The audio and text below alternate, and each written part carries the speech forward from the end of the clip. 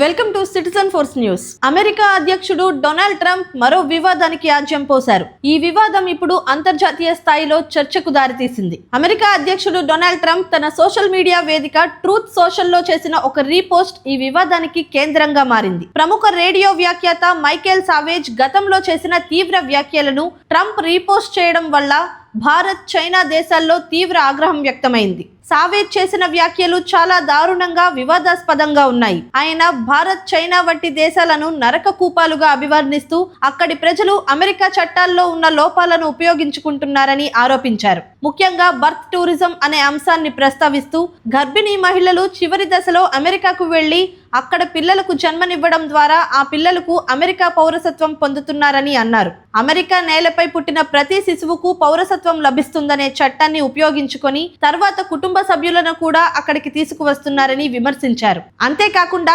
భారతీయులు, చైనీయులు అమెరికాలో ఉద్యోగాలను ఆక్రమిస్తున్నారని, ముఖ్యంగా టెక్నాలజీ రంగంలో స్థానికులకు అవకాశాలు తగ్గుతున్నాయని కూడా ఆరోపించారు. కాలిఫోర్నియా వంటి రాష్ట్రాల్లో తెల్లజాతి ప్రజలకు ఉద్యోగాలు దొరకడం కష్టమైందని ఆయన పేర్కొన్నారు. ఒకప్పుడు భారతీయులను సపోర్ట్ చేసేవాడినని, కానీ ఇప్పుడు పరిస్థితి మారిపోయిందని కూడా వ్యాఖ్యానించారు. ఈ వ్యాఖ్యలు స్పష్టంగా జాత్యహంకార భావజాలాన్ని ప్రతిబింబిస్తున్నాయని విమర్శలు వచ్చాయి. ఈ వ్యాఖ్యలు ఇప్పటికే విమర్శలకు గురవుతున్న సమయంలో ట్రంప్ వాటిని మళ్లీ రీపోస్ట్ చేయడం పరిస్థితిని మరింత వేడెక్కించింది. ఒక దేశ అధ్యక్షుడు ఇలాంటి వ్యాఖ్యలను ప్రోత్సహించడం తగదని చాలా మంది అభిప్రాయపడ్డారు. అదే సమయంలో ట్రంప్ ఒక ఇంటర్వ్యూలో ప్రపంచంలో ఎక్కడా పుట్టుకతోనే పౌరసత్వం ఇవ్వరు అని చెప్పడం కూడా తప్పుదోవ పట్టించే వ్యాఖ్యగా నిలిచింది. వాస్తవానికి అమెరికా సహా ప్రపంచంలో 30కి పైగా దేశాల్లో పుట్టుక ఆధారంగా పౌరసత్వం ఇస్తున్నారు. ఇదిలా ఉండగా ట్రంప్ 2025 జనవరిలో అధికారంలోకి వచ్చిన తర్వాత పుట్టుకతో పౌరసత్వ హక్కును పరిమితం చేసే ఎగ్జిక్యూటివ్ ఆర్డర్ పై సంతకం చేశారు. ఈ నిర్ణయం ప్రస్తుతం supreme court of the United states లో విచారణలో ఉంది. ఈ అంశం అమెరికాలోనే పెద్ద చర్చకు దారితీసింది. ఒకవైపు భద్రత, వలస నియంత్రణ పేరుతో ఇలాంటి చర్యలు అవసరమని కొందరు అంటుండగా, మరోవైపు ఇది మానవ హక్కులకు విరుద్ధమని విమర్శలు వినిపిస్తున్నాయి.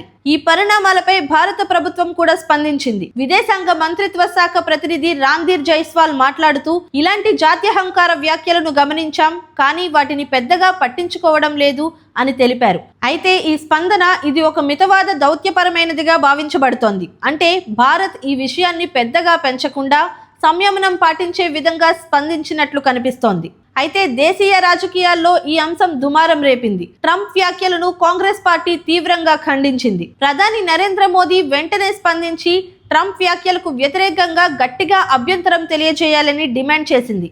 మోడీ మౌనం దేశ ప్రతిష్టకు హానికరమని, ఇలాంటి వ్యాఖ్యలను సహించకూడదని కాంగ్రెస్ నేతలు వ్యాఖ్యానించారు. ఇక ఈ అంశంపై సోషల్ మీడియాలో కూడా పెద్ద ఎత్తున చర్చ జరిగింది. భారతీయులు ట్రంప్ వ్యాఖ్యలను తీవ్రంగా తప్పుబట్టారు. ప్రపంచంలో 5వ అతిపెద్ద ఆర్థిక వ్యవస్థగా ఎదిగిన భారత్ ను ఇలాంటి పదజాలంతో అవమానించడం సరైంది కాదని పేర్కొన్నారు. అమెరికాకు భారత్ కీలక భాగస్వామి, వ్యూహాత్మక మిత్ర దేశమని గుర్తు చేశారు. టెక్నాలజీ, వాణిజ్యం, రక్షణ రంగాల్లో భారత్, అమెరికా సంబంధాలు ఎంత కీలకమో వివరించారు.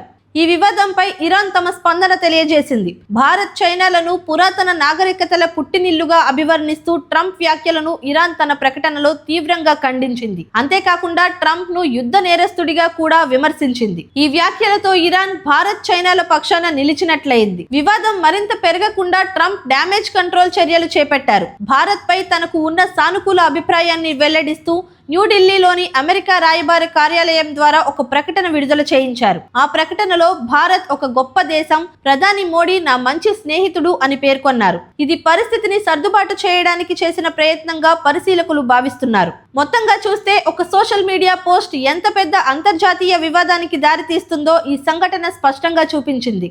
జాత్యహంకార వ్యాఖ్యలు, వలస విధానాలు, పౌరసత్వ చట్టాలు, అంతర్జాతీయ సంబంధాలు ఇవన్నీ ఒకే అంశంలో కలగలిసి ఉండటం ఈ విషయం ప్రపంచవ్యాప్తంగా చర్చకు దారితీసింది.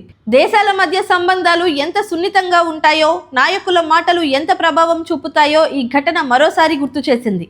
ఏదేమైనా ట్రంప్ తన పిచ్చి ప్రేలాపనలతో ప్రపంచ దేశాల్లో పలుచనవ్వడమే కాకుండా అమెరికా ప్రతిష్టను సైతం దిగజార్చుతున్నారని దౌత్య నిపుణులు అభిప్రాయపడుతున్నారు. ఈ వీడియోపై మీ అభిప్రాయాన్ని కామెంట్ చేయండి. మరిన్ని అప్డేట్స్ కోసం సిటిజన్ ఫోర్స్ న్యూస్ ఛానల్ ను సబ్స్క్రైబ్ చేసుకోండి. అలాగే కొత్త వీడియో నోటిఫికేషన్ కోసం బెల్ ఐకాన్ క్లిక్ చేయండి.